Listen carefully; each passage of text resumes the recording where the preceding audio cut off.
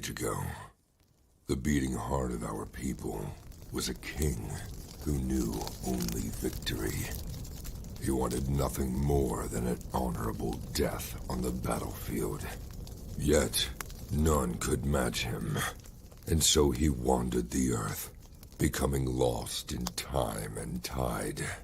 Then we too lost our honest purpose, while silk-clad men sat upon the throne. But tremble now, all cities that lay under the stars, for out of the shadows and mists of the land of promise, our courage has been rekindled, our heart has returned, and the world will burn.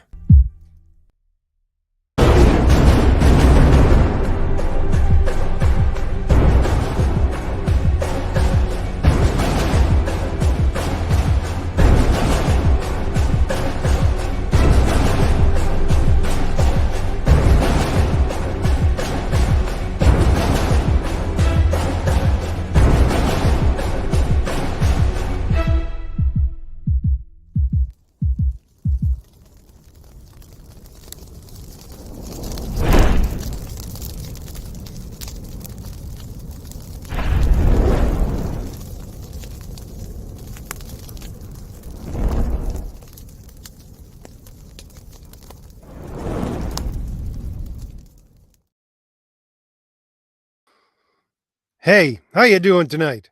If anybody can hear me, let me know in the chat. Just I always like to get a shout out from someone in the chat just to make sure that I am live.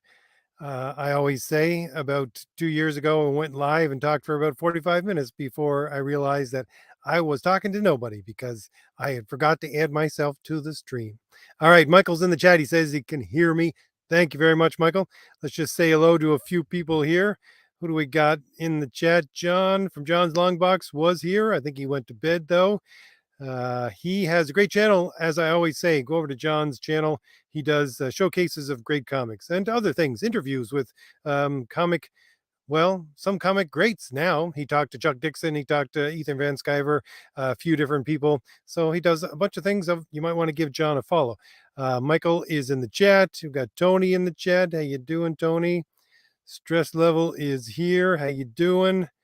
Let's see who else we got. John is here. Says he can hear me. Great.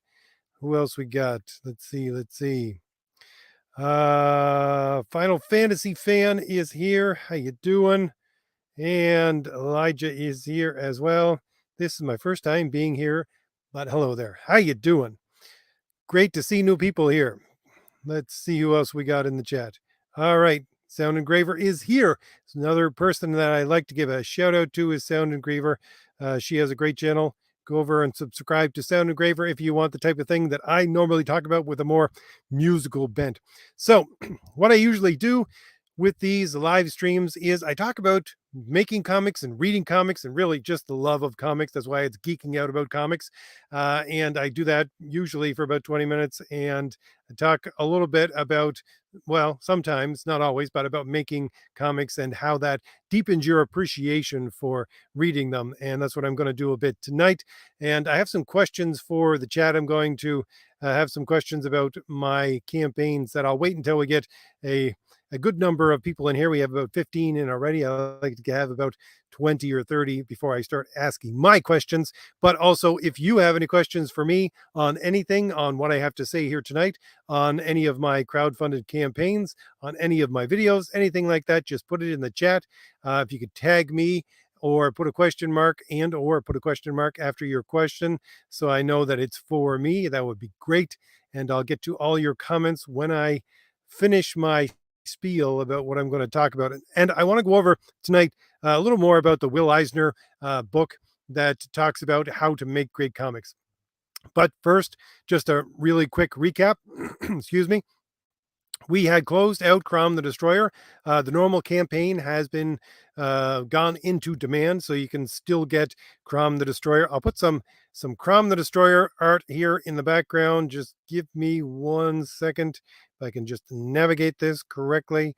All right, so these are Crom the Destroyer art in the background starting now. But for that campaign, the link for that is in the description.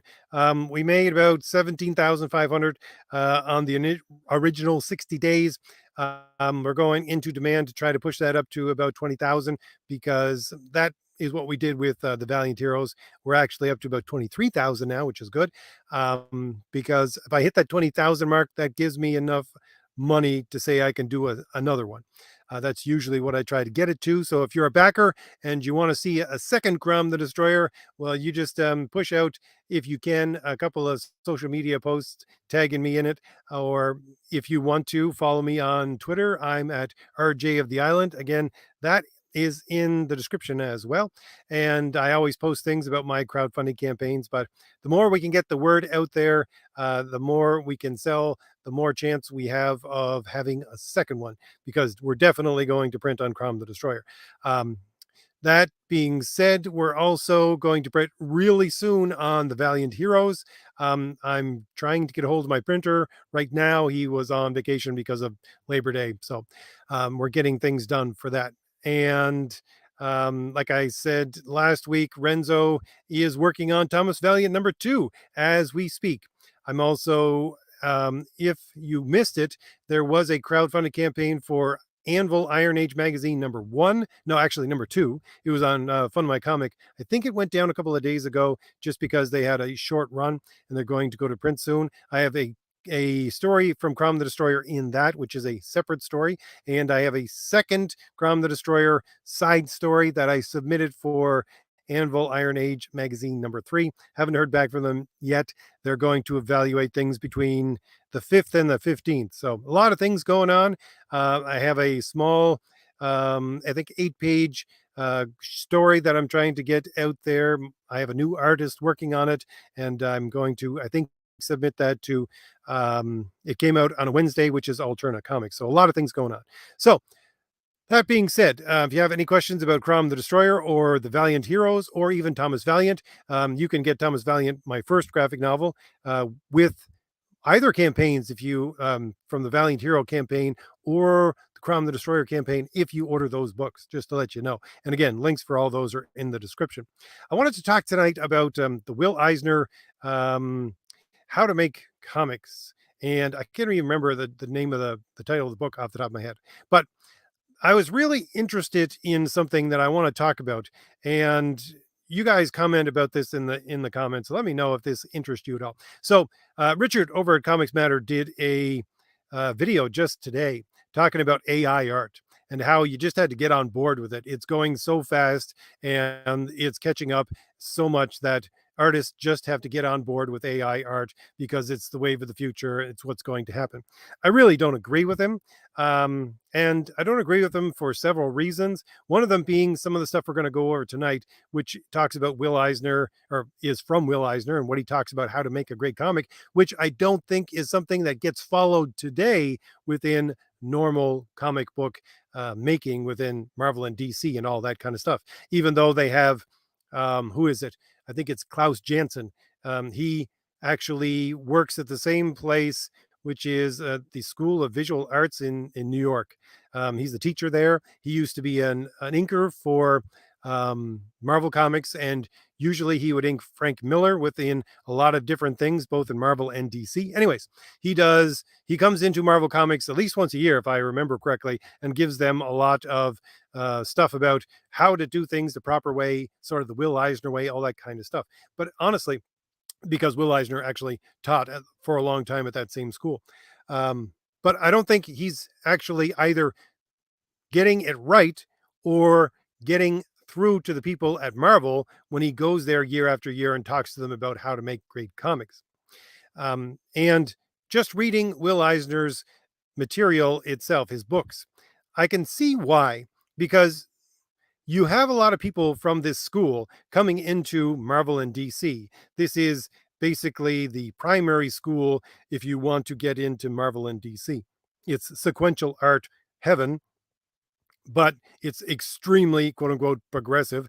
And the thing is that I'm going to read you a quote just from chapter 2 of this Will Eisner book. And I'll show you exactly what I mean by, you can see how these people think that this is Will Eisner saying progressive things, but it's not if you understand things that I'm always talking about, which is like logic and reason.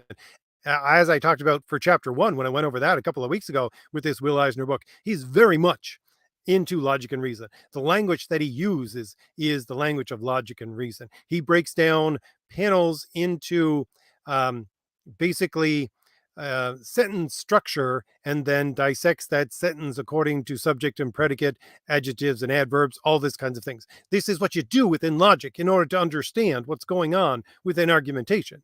He's very much doing that, and I don't think any of them understand. But at the same time, I don't think Richard over at Comics Matter understands how much of a human element there is to the interpretation of those rules. And once that human element is gone and you substitute it with an artificial intelligence, it's just not going to be the same. And I would say it's just not going to be right. It's something that's going to look artificial no matter how much this artificial intelligence can itself glean from other artists and draw on other things and become better and better. It's still not human. That's my take on it, anyways. So I want to read you this short quote from the Will Eisner book about making comics. He says, comprehension of an image requires a commonality of experience. This demands of the sequential artist an understanding of the reader's life experience if his message is to be understood. An interaction has to develop between the artist. No, let me rephrase that. Sorry, I'm trying to read here. I'm going to have to make it a little bigger for my old eyes. An interaction has to develop because the artist is evoking images stored in the mind of both parties. The success or failure of this method of communicating depends upon the ease with which the reader recognizes the meaning and emotional impact of the image. Therefore, the skill of the rendering and the universality of form chosen is critical. The style and the appropriateness of technique become part of the image and what it is trying to say. So, here's the thing. After reading that, I see a lot of catch words that your quote unquote progressive people would just glom onto and say, oh, of course he's trying to be progressive. But he's not, because you got to look at the entire thing. And this is one of the opening statements for his second chapter about sequential art, because he's talking about life experience and what your quote unquote progressive people would attach that to is, lived experience. And he's talking about commonality of experience. And this is something that I've heard them talk about in the podcast for Marvel all the time. They're trying to reach a commonality of experience and lived life experience. And they're trying to connect that with the artist and with the people who are reading the books. All of that, yeah, that's what they talk about and that's what they do. But they're missing the most important part. And he says it here in the second half of what I just read. He says, what is critical is the skill of rendering the universal form. You see, that's the thing. Again, if you understand logical language, and that's the problem where everything falls down, if you ask me, within Marvel and DC and these people who are running it right now and who are trying to put out new material, they don't understand any kind of logical and rational language. They really, really don't. I've listened to these people and their podcasts over and over again. They just don't have any inkling of it. They don't believe language itself has any connection or meaning to reality. They just think it's an interplay of social forces. So they can't understand that when he talks about universal forms here, and again, this is Will Eisner talking about it's critical to use a universal form.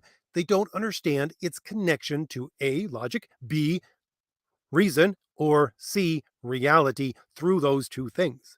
And that's where everything falls down within your modern comic making right now.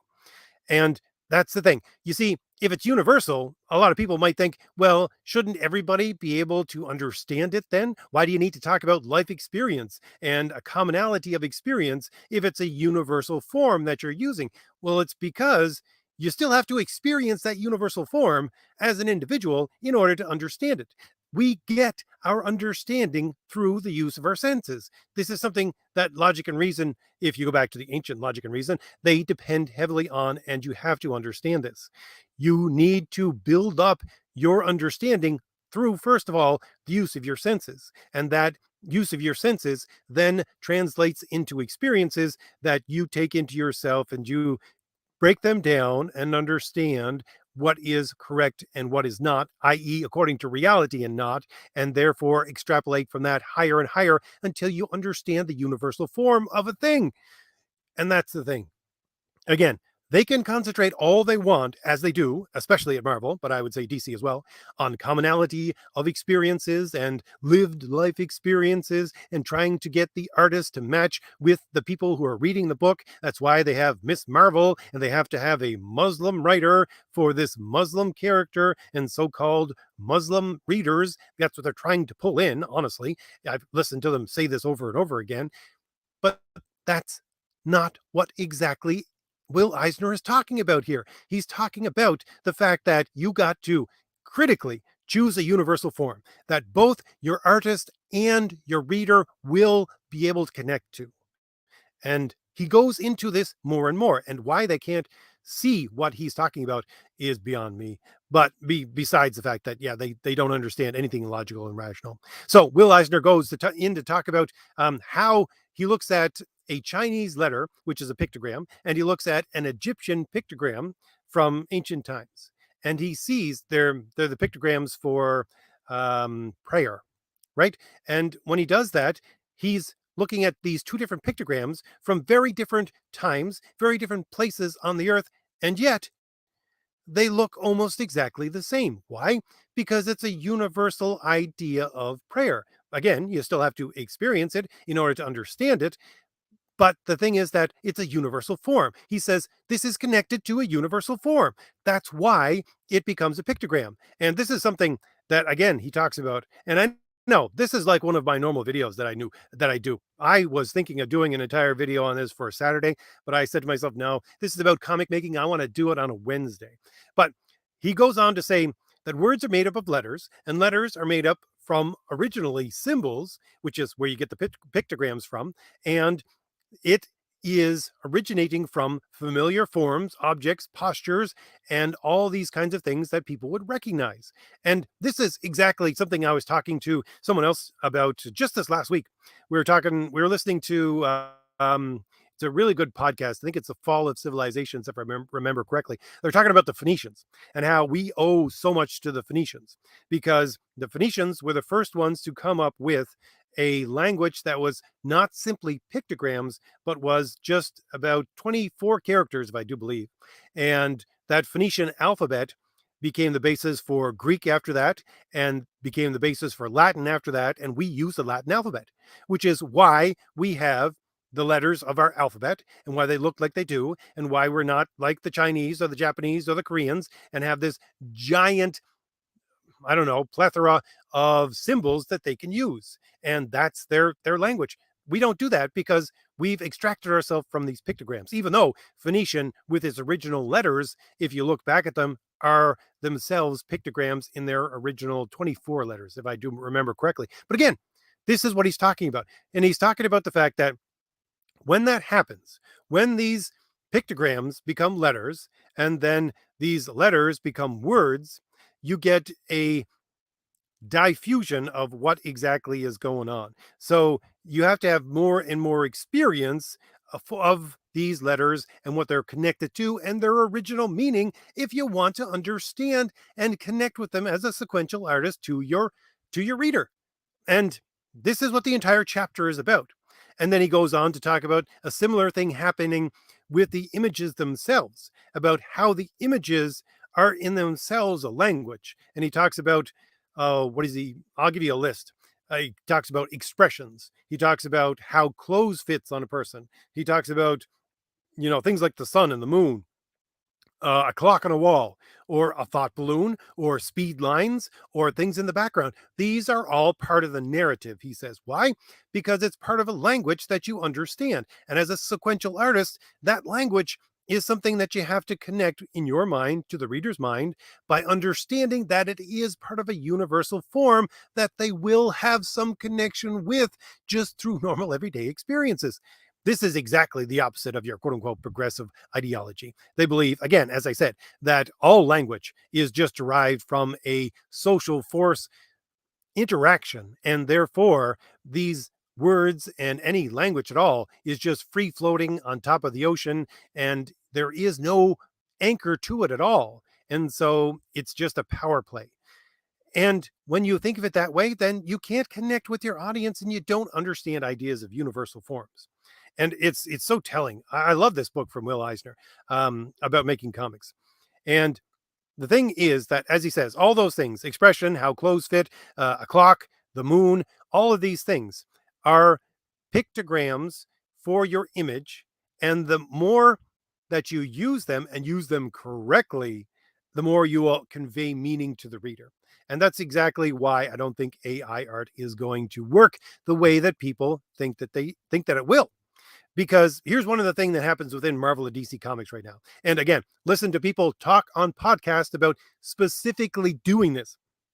They take the background and they use it to throw in as much junk as possible in order for you to somehow connect with this person, especially these younger so-called heroes that they create, right? You go into their room where they live and then they fill it with junk that is supposed to express the background of the character, and you as a reader are supposed to see it and somehow connect with that character by understanding that you like some of the same things.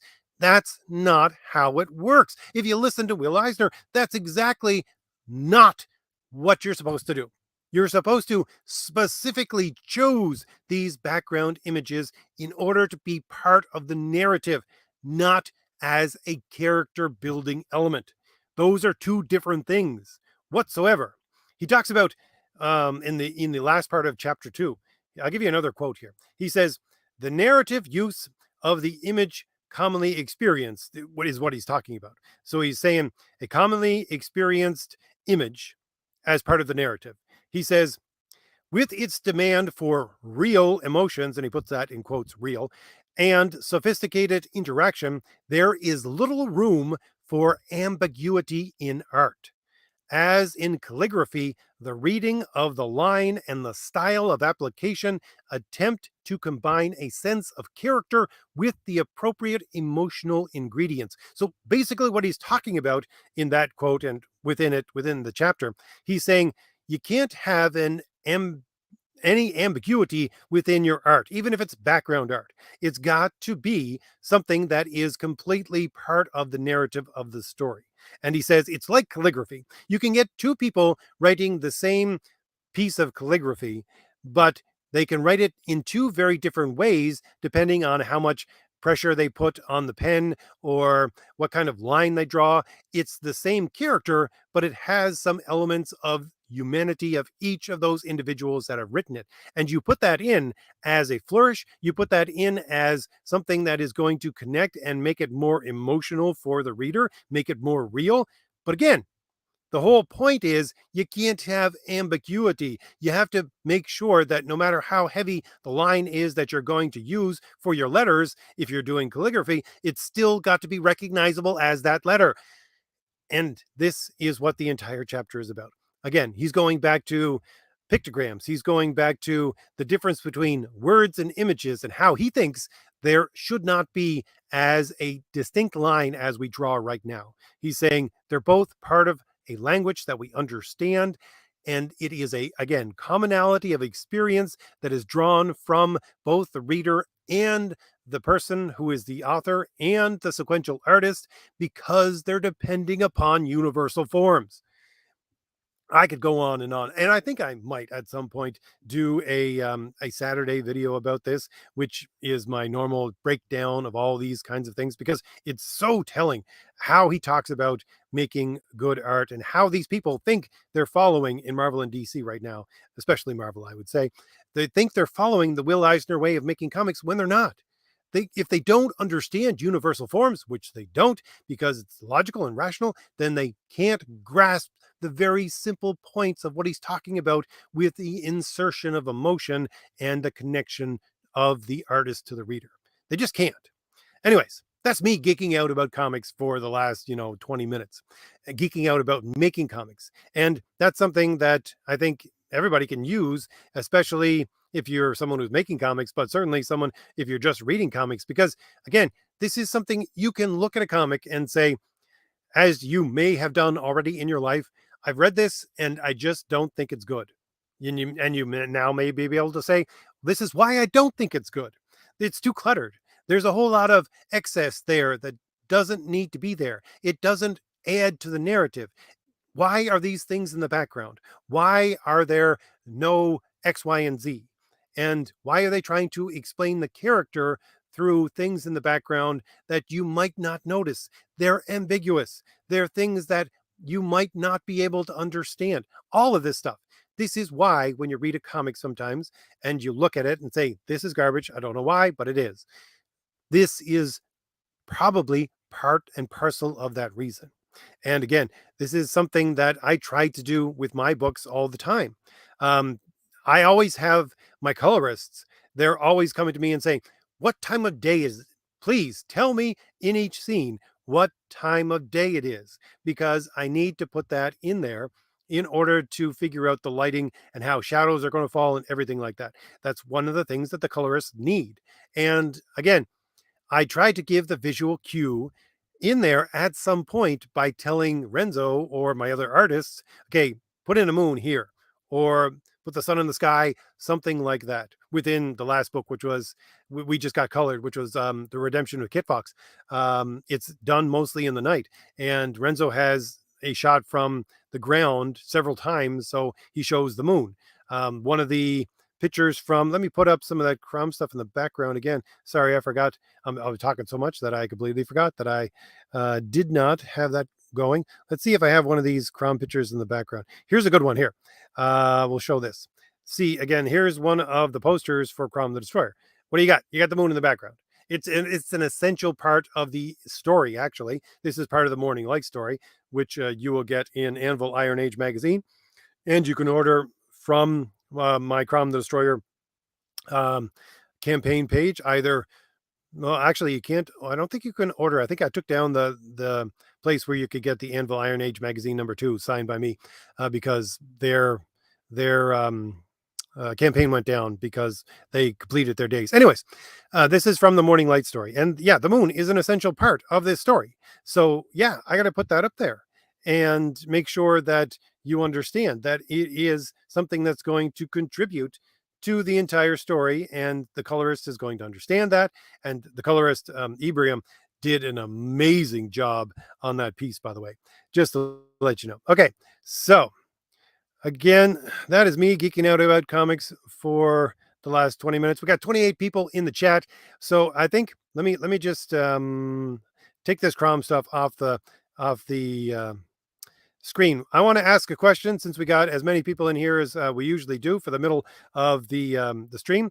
I'm going to show people a new cover for the Valiant Heroes, which is my second superhero graphic novel. And I want to ask you this question after I've finished geeking out about Will Eisner and making comics. But here is the new cover on the left. Unfortunately, I am covering over part of it. Let's see if I can move myself over. No, I don't think I can. Anyways, unfortunately, oh, wait a second. Let me do this. Nope, that's the exact opposite of what I want to do. But anyways, I was thinking of using, well, I want to use both these covers for the graphic novel for the Valiant Heroes. One is done by Renzo and one is done by Nick Axe.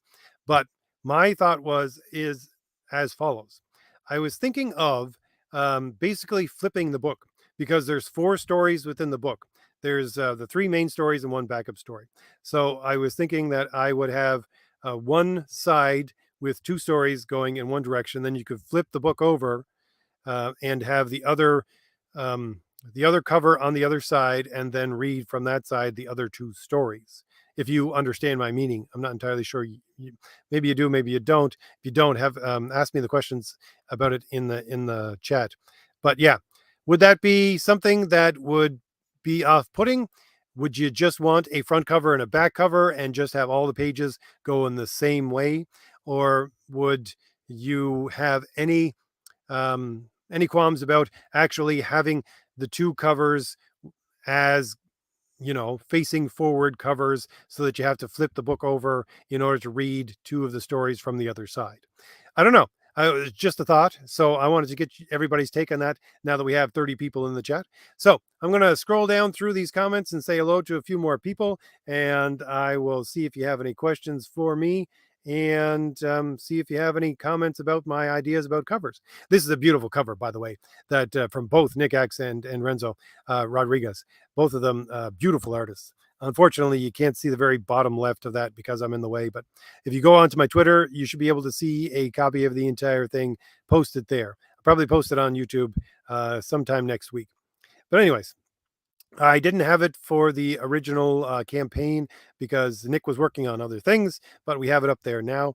You can also see it on the campaign page for the Valiant Heroes. Again, if you want to see a bigger version of it than Twitter, go to the Valiant Heroes Indiegogo campaign page. The link for that is in the description. You can see the full version of both these covers in much greater detail. All right, so scrolling down through some of these comments, let's see if we got anything going on here. Sound Engravers having a good old chat. Let's see. Oh, there we go again with Sound Engraver. She is giving me a $2 super chat. Thank you very much, Sound Engraver. I always appreciate all the super chats everyone gives me. Appreciate them twofold because I'm not someone who usually gets super chats, and it blows me away that people actually want to support me in this way. Um, not only buy my books, but just support what I have to say. It's beautiful to hear and to see. Thank you very much. And as I said, you should all go over to Sound Engraver's channel, click on her icon, and it should take you to her YouTube page, and you can go over and see if you like her YouTube channel, which is similar to mine but talks a lot more about music.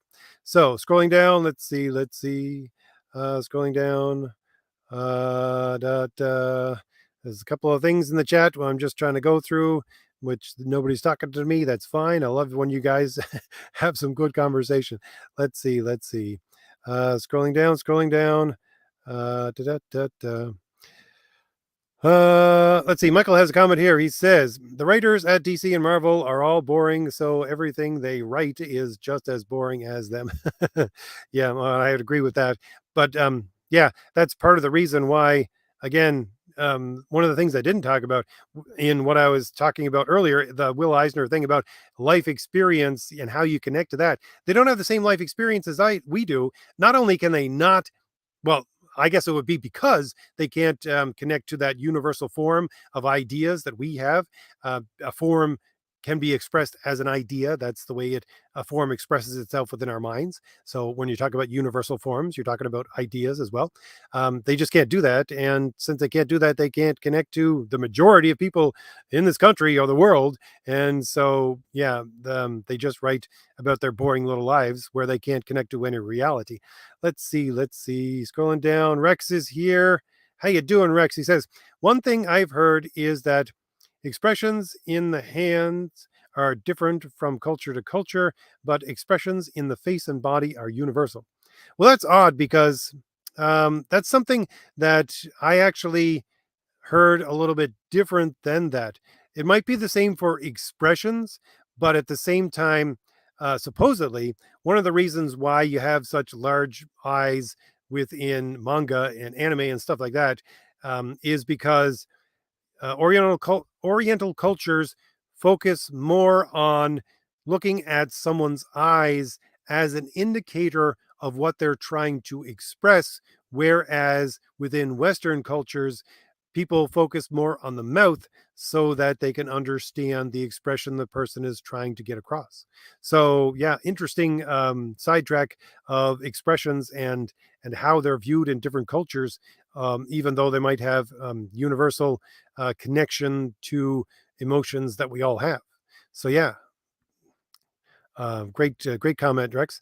Let's see. Scrolling down, scrolling down.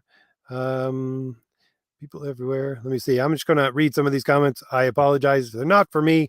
But Sound Engraver says, people everywhere think art belongs to the progressives. People are shell shocked when they see an art piece that they like that is produced by a conservative or a moderate.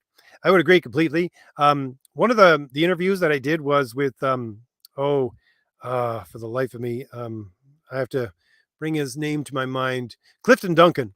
If any of you know Clifton, I did an interview with Clifton. He's a great guy, and he's basically trying to get an audience back because he was a Broadway. He worked on Broadway in a number of plays and big plays, and he worked in Hollywood, but he was canceled because he said he didn't want to play these effeminate men anymore. He was a man. He wanted to act like a man, and he wanted to play the part of a man. And so he wanted to be expressive in that way. And he was basically canceled for having that opinion. But at the same time, even though Clifton, great guy, and I value his experience and what he has to say about producing art, honestly. But one of the things that I didn't agree with him at all on was when I talked to him, he said he sees these people talk about having art be more conservative. And he said, I can't think of anything being more boring than conservative art. And I would disagree completely. I would think conservative art is quite the opposite of boring. It's connected to universal truths in intricate ways that these quote unquote progressive people can't even get a hold of because they don't understand things like universal form. And so once you connect to that deeper understanding of the human being and that universal form, you can dig right into the human being and their emotions and everything that makes you up and express a story or art or anything else in a much, much more deep way than you would ever get with a liberal or progressive artist. Really. So agree with you completely, Sound Engraver. Let's see. Let's see. Final Fantasy has a statement here. He says, fairy tales are more than true, not because they tell dragons exist, but because they tell us dragons can be beaten. Let's see. Oh, Neil Gaiman paraphrasing G.K. Chesterton. Well, Chesterton's always a good one to go back to when you're trying to understand deep meaning and a lot of the things that we talk about within storytelling. So yeah, great to bring up Chesterton, Final Fantasy. Um, yeah, I agree completely with Chesterton on so many things. It isn't even funny. And one of the things that you're expressing right here, and Neil Gaiman was expressing, I guess, as I'll take your word on it, that he was paraphrasing Chesterton. But yeah, um, that again is part of what I talk about all the time, which is the heroic quality of an individual, and this goes back to, as I'm always saying, Aristotle with his treatises not only on logic but on storytelling, talking about a hero and how a hero is someone who is more virtuous than the normal person. And that's where it all ties together with what I'm always talking about the virtues that Aristotle himself talks about and it brings forward from 1,000 years before him and all that kind of stuff. That's where heroism lies. And that's the heart of a human being, what they're trying to express. So, and that's connected to ideas of fairy tales and fantasy and mythology and all those kinds of things. Let's see who else we got in the chat here. Jen says, "Yo, RJ, glad I came at the right time. I'm glad you're here as well." Let's see. Scrolling down a little bit, Rex has a comment. He says, "Also, you said you want to avoid the multiverse like a plague, but how would you differentiate between a multiverse and other dimensions? I only ask because someone will probably call it out." Well, honestly, I was thinking more and more about this when I was writing the second story for Anvil Iron Age magazine, which I don't know if they're going to publish or not. If not, I'll probably publish it somewhere else, obviously. But I use a lot of Irish mythology. That's part of what I tried to do with Crom the Destroyer. I'll put some Crom the Destroyer up in the background once again here. Let's put some art up from Crom the Destroyer. But as I usually say when I talk about Crom the Destroyer, I'm trying to recreate a combination of the characters of Conan and Kull and Solomon Kane. But the thing is that I'm doing that by going back to the roots of what Robert E. Howard did, which was to derive them from Irish mythology, which I know very well, having read a lot of the stuff that I think Robert E. Howard read, excuse me, because a lot of the books that I had when I was younger reading this mythology are from the late 1800s. So he would have had access to them, things like Lady Gregory and all that kind of stuff. But the thing is that within Irish mythology, there is these ideas of other worlds. And these other worlds overlap with our own. You just can't get to them except through very, well, the way that it's expressed is that the veil between these two realms is gossamer thin. That is to say, it's like a spider's web. And so it can be broken, but at the same time, normally you would pass by it and not even notice it being there. And so you usually get to these other worlds, is what they call them, by either going through water of some kind, by going into a lake, and a lake that has no bottom and coming out at the other side, or you go across a large bridge, or you go through a thicket of trees that you shouldn't be going through. You go into a cave, something like that. And I think you can see that kind of thing within a lot of, especially the 70s and early 80s Marvel and DC, where you have, and really, I would say, honestly, going back all the way to the beginning of comics, not just them, but you have these other worlds that are somewhere, but you can't quite get to them.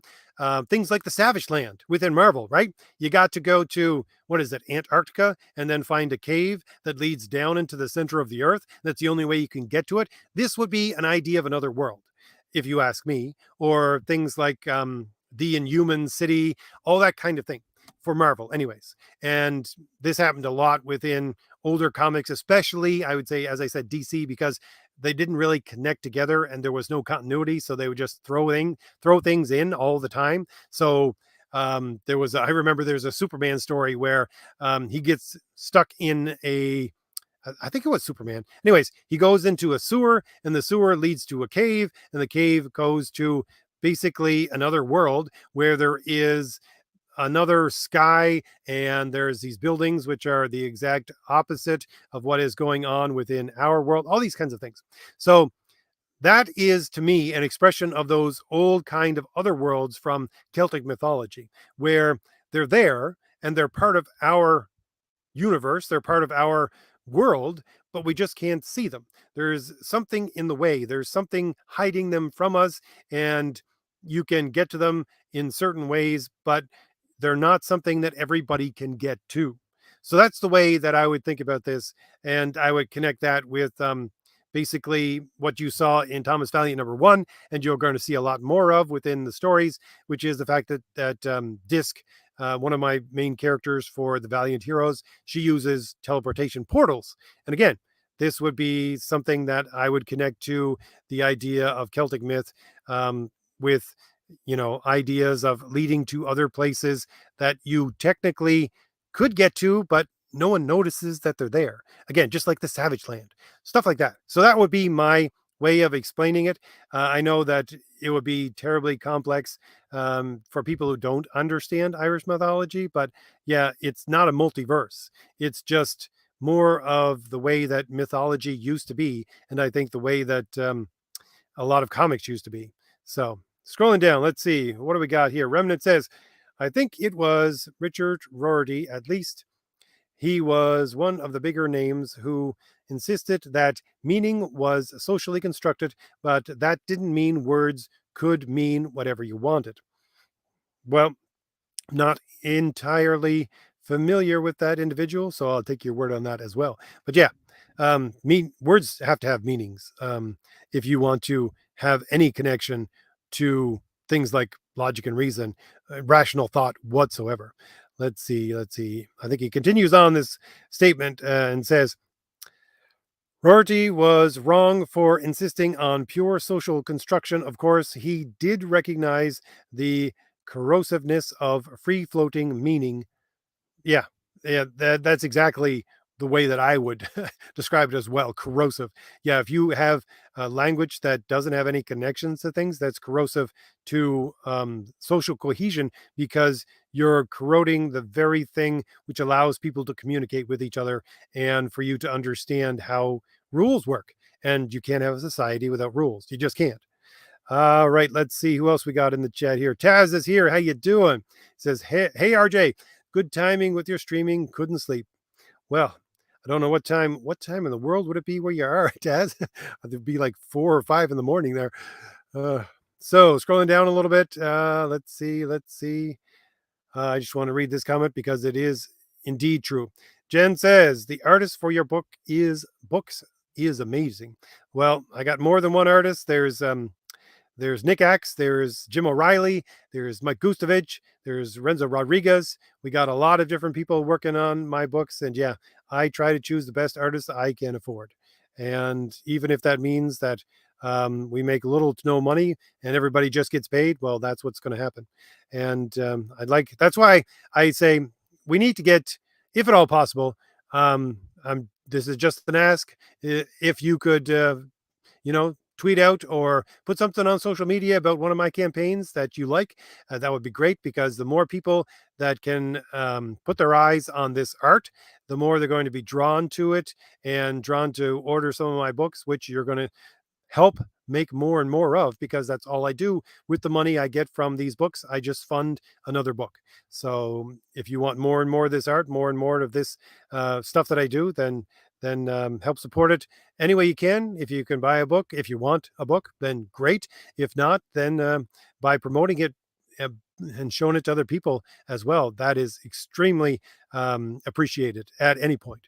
So, and again, it's because of these great artists. No one's going to look at my word balloons and say, oh, I want to buy that. No, it's the art that draws you in, obviously.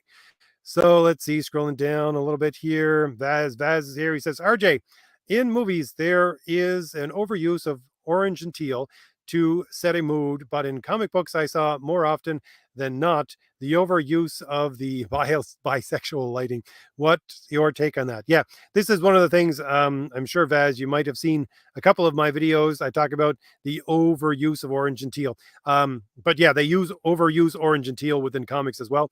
If you look at basically, I think it was like that Mara graphic novel that came out a year and a half, maybe 2 years ago. The entire thing was in orange and teal. That was it. If you look at a lot of the covers and the especially the covers, but even the internal art for the newest run of Marvel's Conan, which again is now closed down. But those contained so much orange and teal, it wasn't even funny. It was too much. And if you don't know what we're talking about here and you're in the chat, the overuse of orange and teal is trying to draw the reader's mind into evoking emotion. Using orange and teal in your artwork is something that people found, early movie makers found with the first colorized versions of things. If you shoot a movie during the early morning when the sun is just coming up or the late evening when the sun is going down, there is orange and teal everywhere because of this kind of lighting. And they tried to shoot as much as possible in those two times of day, especially when they wanted to evoke emotion, because the primal part of the human brain says that orange and teal, something either is going to go horribly wrong because things are getting dark, therefore get ready and you have to be on alert, or I feel awful relieved because we're now coming out of the darkness into the day. So yeah, orange and teal as colors evoke emotion within the human brain, and it is a heightened emotion because they again connect to those two times a day. But that's why they overuse orange and teal. I think there is an overuse of orange and teal within comic books all the time now. It is a mud color that it is combined within this feminized color palette. It's one of the things I'm always talking about. But yeah, you're also hit on something that does happen within comics a lot now is the bisexual lighting. You got this pink and purples and whites and hues of these things used together. Again, I did an entire video about this at one point, talking about how this is a visual way to try to get progressivism over across to you. Again, the only way that they can sell you this quote unquote progressive ideology is through tricking you into believing it to be true. And they do that. They try to do that with this color palette that they use within a lot of comics. So you're right on that, Paz. Again, I don't know what the names of my videos were that I talked about those specific things, but I did. Again, I think I was in like 3 different videos that talked about that, probably about 2 years ago. Let's see. Scrolling down. Vaz says, "Do you think colors add to comic books, or they're mostly a distraction, distracting the eye from the detail?" I think colors do add to it, but again, this is something I talked about in my videos about color. It's the thing. Here's the thing. As I always say within those videos, older videos, men's eyes and women's eyes are constructed different.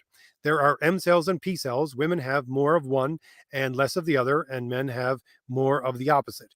Men can only see a limited amount of colors, usually your primary colors, and the rest are filtered out so that they can see shapes and movement better. And women are the exact opposite, so that they see more colors, but they can't see shapes and movement as well. And I would say this leads into why the majority of people reading comics are male, because you have sequential art. And in order to understand the sequential art, or at the very least, you understand the sequential art better if your eyes are able to filter out all the junk colors that are there, if they're there at all. And so you can focus on the shapes, which then translate into movement between the sequence of the panels that you have within your book. So that's one of the things that, again, is one of the things I talk about so much on my channel in older videos. And I always talk about color. I think people were getting sick of it at one point. But I do believe that the primary color use within older comic books was the exact thing needed. Again, black and white does work, but I don't think it works as well as primary colors, especially for a majority male audience. But that being said, the colors that they use now are just too much. There's too many in there. Again, this is why I call it a feminized color palette, and it's too much for the brain to take in, and it blurs the shapes and movement, and therefore you can't understand the sequence of events as much. So that's why some of these books just look awful. So yeah, great questions here, Vaz. Let's see. Da, da, da. Scrolling down a little bit, scrolling down. Um, hmm. We have a quote, a comment here from the God Pill. He says, "Excited for the Valiant Heroes. Glad that you're excited for that. Trying to get that to print as soon as possible." Vaz answers my question here about the flip book. He says, "I have seen flip books mostly on Free Comic Book Day. Interesting idea." Let's see. Sound Engraver says, "Both are great designs and it's an interesting idea, but I prefer uniformity when it comes to style and color." Okay. Well, here's the thing within the Valiant Heroes, since it is a makeup of what is basically actually four different stories, and three of those are you can buy as separate floppies. If you just want to buy one of the 22 to 26 page floppies, you don't have to buy the entire graphic novel, which has all four books from the Valiant Heroes. So there is different artists on each and a different style. There is different inkers, and we're going to have different use of color for each of them. And the backup story itself is done by manga artists. It's done in a manga style. You'll see some of that art on the Valiant Heroes Indiegogo page. So there is a large difference when you move from story to story, and it is to combine with the story itself, and hopefully give you more of a reason to be seeing that in-depth part of the story with different types of art. So let's see here. Rex says, "Two things I want to avoid with my stuff are prophecies and time travel, mostly because they are self-fulfilling aspects in many stories. With those, someone's attempt to prevent the future ensures it." Yeah, I don't want to use either time travel or I don't know about prophecies really. I don't think about prophecies, so I haven't really even thought about that. But time travel, I don't really want to use that either. But again, there is a thing that happens within mythological other worlds where time travels differently. So you can have sort of time travelers because you have someone coming into a part of the world where for them only months have passed, but within the other part of the world hundreds of years have passed. There's the story, one of the major contributing myths for Crom the Destroyer is Ocean, or Oisin. I don't know how exactly you would say it when you're Irish. My Irish Gaelic is not that great, although I do know some. I think it's Ocean, son of Fionn.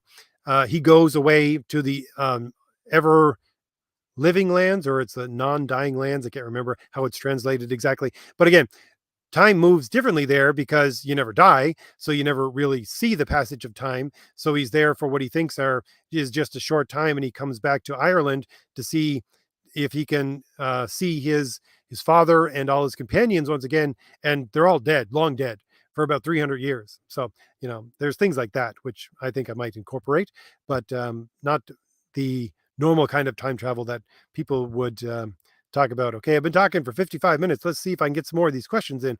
Chuck says, this talk on art reminds me when one of Monty Python guys, John Cleese, playing an art snob, looked at the TARDIS and going on and on until Doctor jumps in and disappears but denies reality. Okay, Chuck, I'll take you at your word there because not familiar with that sketch or whatever it is. It might be an episode of something. So again, sounds interesting, but I'm not sure how it connects to what we're talking about. Maybe it's what you're talking about in the comments. Question here from Tony. He says, "What do you think of the Spirit film?" I don't recall the Spirit film off the top of my head. I probably I'm thinking of the Phantasm, or not the Phantasm, the Phantom film. What I don't think I've actually. You'll have to give me a year on that because I can't pull it up in my memory, honestly, Tony. So it would be a great thing to look at, um, but I couldn't say honestly. Let's see. Scrolling down. Sound Engraver says, I've been without a computer, so I have to upload content in a month. I'll pick back up in a couple of weeks. Okay, so a little update on Sound Engraver's channel in case you go over there. So let's see, scrolling down. Yes, and John is congratulating Sound Engraver on her upcoming nuptials. She is getting married to Professor Geek. So let's see what else we got here. So yes, indeed. Sound Engraver says that Clifton Duncan interview was a good one. I agree. I love talking to Clifton. It was a joy. I didn't agree with him on that part, but yes, indeed. That is within. I don't think it's on the live part of my channel. I think you'll just have to scroll back to the normal videos if you want to go and find that on my channel. If anybody wants to see it, let's see. Scrolling down. People talking about true art. Remnant says, true art transcends the political in a way that makes it impossible to plot on a political spectrum. That's a good way to put it. I agree. There is something, again, I always say there's something to be said about true liberalism where you're trying to liberate yourself from falsity and error. But I don't think many people follow that anymore. So, yeah, there can be certainly um, strains of both those things, both ways of thinking within art that can be beneficial. I think it was Chesterton that said, conservatism, something like, and I'll paraphrase, conservatives are there to preserve the things that um, that we need to preserve, where our liberals are there to destroy the things that don't deserve to be preserved. Something like that. So there's a role for both. But again, he was talking about old school liberals, a lot older than even what people would call traditional liberals today. So, anyways, scrolling down. I have a question here. I'm not entirely sure if I'm getting this right, but it looks like that your username is Harumph. So I'm just going to call you Harumph. Tell me if I'm wrong. Did you and Renzo actually build individual bios for all the heroes that were introduced in the Hero Awards ceremony? So many new characters on that one page. It must have set a record. Um, let's see. For the That's a good question, actually.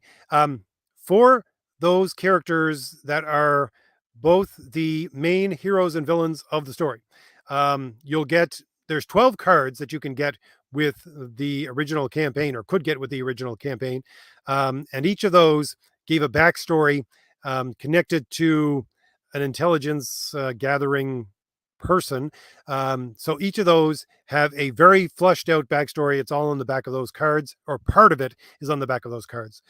So yeah, for the main 12 heroes and villains, there's 6 heroes, 6 villains. All of those are on the back of the cards, extremely fleshed out. There are separate ones which were supposed to be stretch goals, which we never got to, like the Thor character. So yeah, there was ones that I had cards prepared for that never actually got published yet. So for some of those other characters, yes, we did have complicated backstories for all of the people that are on that splash page within chapter 2.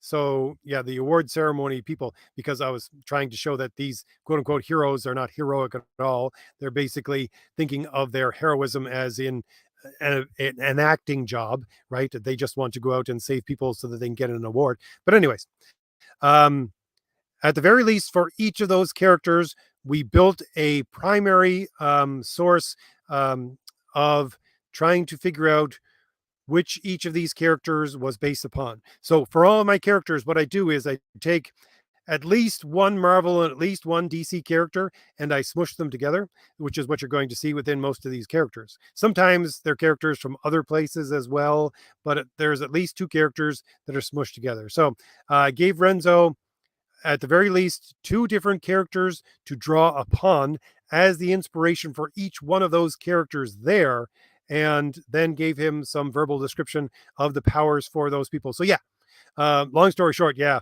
they're not as detailed as for some of them as for others, but we did a lot of that, and most of it was just me letting Renzo go wild after I gave him the little bit of how to portray each of these characters. Let's see. But Renzo is great at that. I'll give that to Renzo. I just always say to him, go to town on this or that, and he'll do amazing job. Let's see. Taz says, for me, in comic story art, it has to have face expressions that bring out the emotions so you feel for the character's experience. Okay, good to know. But yeah, facial expressions is one of the things that you need to get down in order to really be someone who can do sequential art well, if you ask me. Scrolling down. Michael says, with how much you talk about logic, is Mr. Spock your favorite fictional character? Yeah, actually, probably one of the top 3 fictional characters. I guess we'd say one of the top 2 fictional characters that I draw off of would be Mr. Spock. The second one would be Captain America. Quite honestly, those are the inspirations when I was a kid. I had a life size cutout of it was something that somebody bought for me for Christmas. I think it was from the comic shop.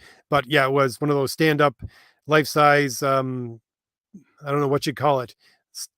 It's not really a poster, but it's a life size cutout of Mr. Spock. It sat in the corner of my room and just freaked out everybody who walked in there for the first time.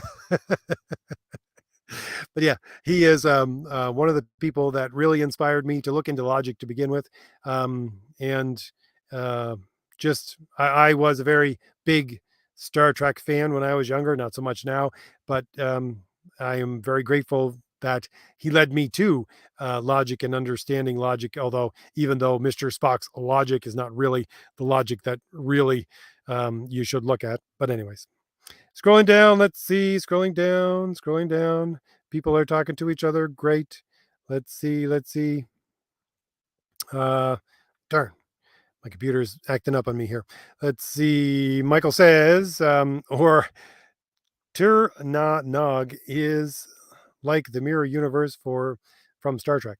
I do know about plenty about the mirror universe from Star Trek, but I'm not entirely sure if I remember that character off the top of my head. Anyways, let's see. Scrolling down, John says, yes, art is the language of the soul. Why it is continually avoids being destroyed through why it is continually avoids being destroyed through time, not completely, however. So I agree with John that that's one of the things why I don't like AI art, obviously, because a computer, no matter how complicated it is, doesn't have a soul, and therefore it will not be able to speak to my soul, and therefore it's not going to get as deep as I want to go with storytelling. Let's see. Scrolling down. Pedro is here. How you doing? Pedro says he came in late. That's fine. I'm glad whenever you get here. Scrolling down. Scrolling down. Tony has a question. Let's see. He says, in your opinion, which one's better? Franco-Belgian comics or manga? Franco-Belgian? You mean Dave? How do you say it in French? Bande dessinée. Yeah, it's either bande dessinée or manga. Uh, honestly, I don't know. Bond S&A to me is just too much with the detail. I know it's visually stunning, but there's there's a point at which detail becomes overloaded in your mind. And one of the good things about manga, which again is why it doesn't translate into American comics, is that it uses too little detail a lot of the time. And that's not for every manga, but certainly for a lot of them. And it works well with manga because a lot of manga characters are in what is called what is it? It's like I don't know. Sometimes it's referred to as either a deformed or hyper deformed way of drawing a character. And it's not quite cartoonish, but it's not in any way realistic either. And if you have characters like that, then why not have the background like that as well? So they can skimp on a lot of backgrounds. Again, not always and not all artists, but they can, and it works well. So I would go more manga, quite honestly, than Bond SNA. But I think American comic book art is a sandwich right between the two of those. It gives you detail, but not too much detail. And that's partly why, again, I would think the color works in a simplistic form within what you get in the 80s. So, yeah, um, I'm not the biggest manga fan in the world, but I'll probably go more manga over Bond SNA just because of that, if I'm analyzing it anyways. So let's see, scrolling down. Let's see here. Say if I can get to these last comments. God Pill says, I love your coverage of language and forms. If that is for me, I will thank you very much. I love talking about ideas and forms and logic and reason and all that kind of thing. So I try to get as much as that in as possible. Let's see. Scrolling down, Sound Engraver says that Mara comic you showed gave me headaches. That color was gross. Yeah, that's the thing, and that is really the thing about orange and teal, as we were talking about earlier. The thing about overuse of orange and teal is, and again, we know this from the very first color movies that were put out because they realized very quickly that they can't overuse it. That's one of the things, again, since you're digging into the primal part of the human mind and trying to evoke emotion and heightened emotion through the use of orange and teal, you have to recognize that those parts of day, which are sun up and sun down, which evoke these things, are only very short parts of the day. And so if you try to drag it on too long, either within a comic or within a movie or a television show or anything, it's going to wear on your mind and it's going to become something that is going to not only appear forced, but also just grate on you after a while. And as Sound Engraver says here, give you a headache. It's exactly what happens. So yeah, I can see why it would do that to you, Sound Engraver. Let's see. Sound Engraver says, down with teal. Almost every woman and little girl I meet swear on teal.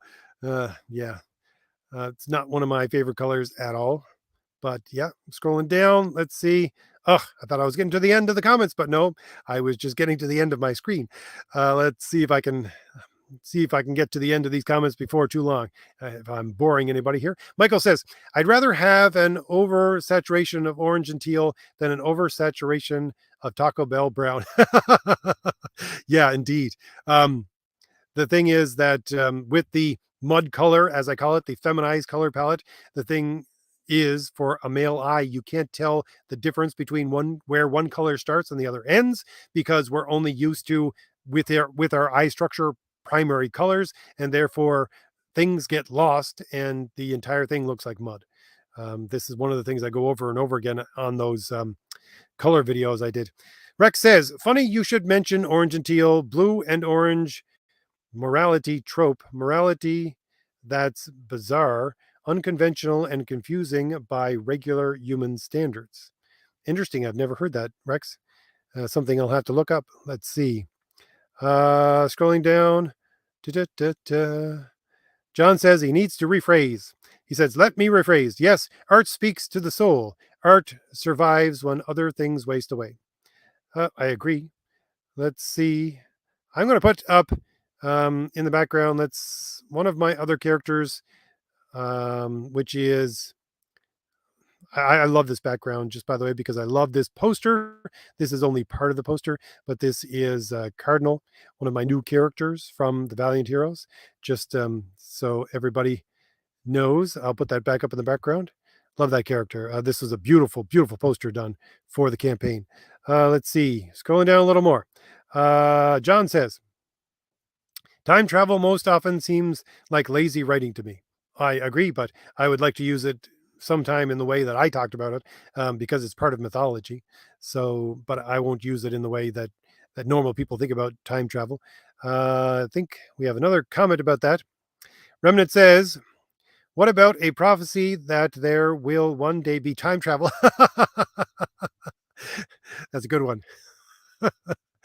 If it's a false prophecy, we could use that. Yeah. Let's see. Let's see. Scrolling down. Yes, Michael. He says Rip Van Winkle. That's kind of the Rip Van Winkle thing. I think Rip Van Winkle was probably based upon Oisin, son of Theon. Scrolling down. Scrolling down. Rex says the Spirit film was an adaptation of the Will Eisner comic as directed by Frank Miller. Really? I have no recollection of this whatsoever. I gotta go look this up. Honestly. I I have no recollection of this at all. Maybe when I see it, I'll go, "Oh, that movie," but I don't know it off the top of my head. Calliope says, "Isn't the spirit one? Isn't the spirit the one with Samuel L. Jackson as the villain?" Again, I wouldn't know, but I'll keep that in mind. Da-da-da. Here we go again. It says, Tony says, the spirit was directed by Frank Miller in 2008. It sucked. Okay. I think I might go and look it up anyways, just to see what it is.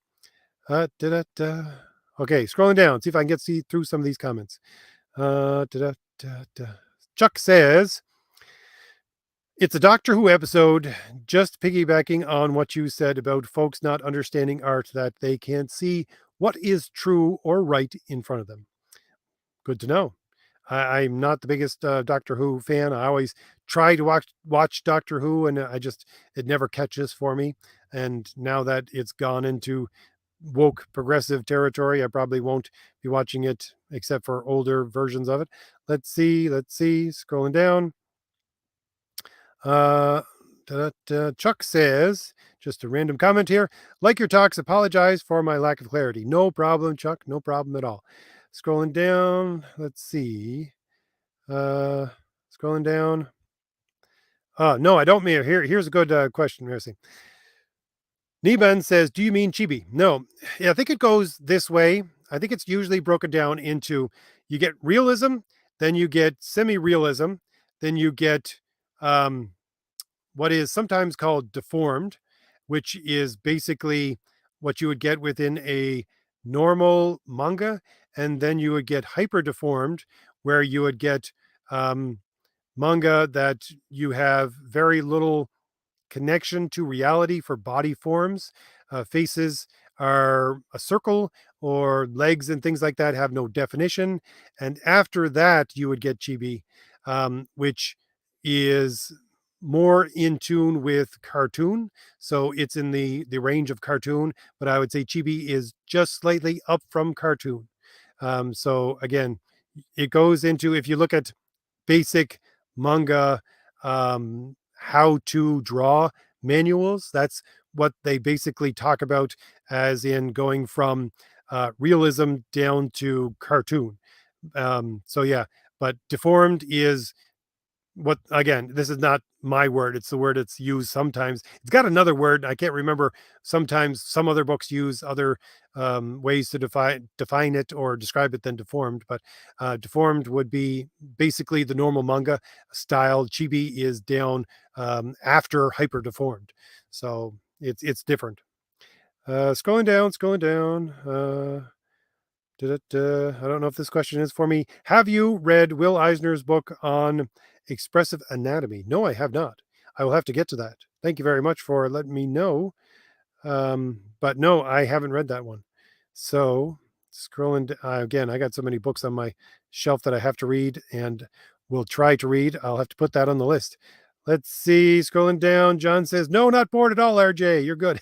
But I'm getting to the end of the comments. So I usually like to talk for an hour. I don't want to go too long into the night. So we're already at an hour and 16 minutes. So we'll get to the last comment here. Is Taz saying, RJ, I'm going to be I'm going to be peculiar and ask, who is your favorite character, and have fun to write and adventure with in your comic universe? Okay, so who is my favorite character for my universe and the character that I like to write the best? Honestly, I don't think I have a favorite character for my universe yet, and I don't want to. My favorite character for comics in general would be Logan, and it's not so much Wolverine, it's Logan as my favorite character, although Wolverine is certainly up there. Um, but I would think of it more as Logan. But for my characters, I honestly, and I think this is the best way to look at it, I honestly don't have a favorite character to write for my own characters in my universe. My favorite character is the one I'm writing at the present time because I have such fun with all of my characters. If I don't have fun with a character, then I'm not going to write that character anymore. That's simply the way it is.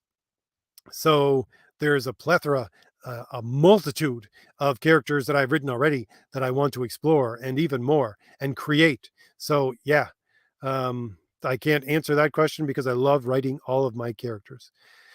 Again, that is, I think, the best way for a writer to be when they're writing characters.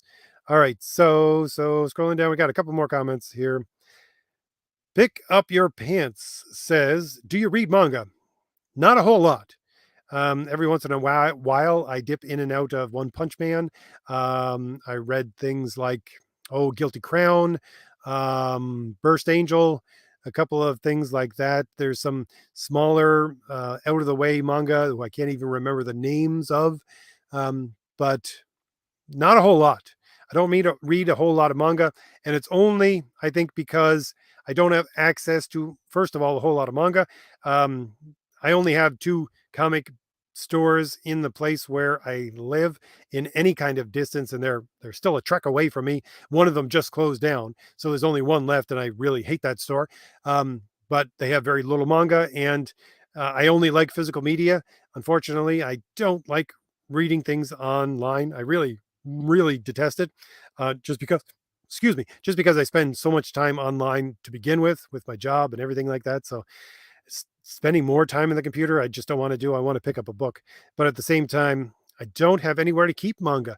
I have my comic long boxes. If I have a lot of stuff that was done in the 80s when they did a lot of manga that were done by, I think it was Innovation Comics. And they published it in comic book form. If they did that with more manga, if they published it in comic book form, I would buy a lot more manga and read it. But I don't know if anyone actually does that anymore. Things like, of course, Akira. Long time ago, about that in comic book form back in the 80s. I remember getting posters at that time and putting them up on my wall. I don't know if anybody knows that book. Basically, if I remember correctly, the girl has like mental powers, or was it telekinesis, something like that. Anyways, a lot of those older books. There's Robotech, which I did read some Robotech and other things like that. Some things like that. But anyways, so not a whole lot, but probably more than the normal people that just don't read a lot of manga. I don't know. I don't know how you qualify it. Let's see. Scrolling down. People are talking, trying to get me to talk more. Pick Up Your Pants says, LOL, took me a second to realize he was reading your name. I see. Scrolling down. Pedro says, okay, he has another book for me. Valkyrie, no Valkyrie. Oh, he's talking about manga, I think. That's what he's talking about. That's why I can't figure out what in the world that first word is. Scrolling down. We have another comment saying, digital can't beat the feel and the feel and what is it? The feel of new and old books. I agree. The aroma. So that word just did not compute when you were talking about a comic book. But yes, now that I actually think about it, the aroma of a comic book is something that sticks in your mind. So I agree. So Vaz says physical books are the best option. They won't be edited or changed in the long run. Yeah, I did a video about that. Marvel changing their online stuff so that they're taking out panels and taking out things from panels. Yep. Vaz also says, just remembering King Conan 3, that was changed in digital. Was it? Great to know that I don't like digital. Yes, John. Aroma. Honestly, that did not compute in my mind. It's like, what are you trying to say? The aroma of a book that just did not compute. Let's see. Okay, scrolling down. I'm going to read one more comment and then we're going to get going here. Pedro says, indeed, but it is a luxury owning real books anyways. So to study Noir comics. Yeah, it is a luxury to own, especially with comic shops dying off as much as possible today. So I want to thank everybody. I got 27 to 30 people in the chat almost the entire time I was talking. So thank you very much for showing up. Thanks for geeking out about comics with me. And thank you for listening to me talk about making great comics and what it takes to make a great comic. And as always, I just want to finish with the second trailer for my Crom the Destroyer book.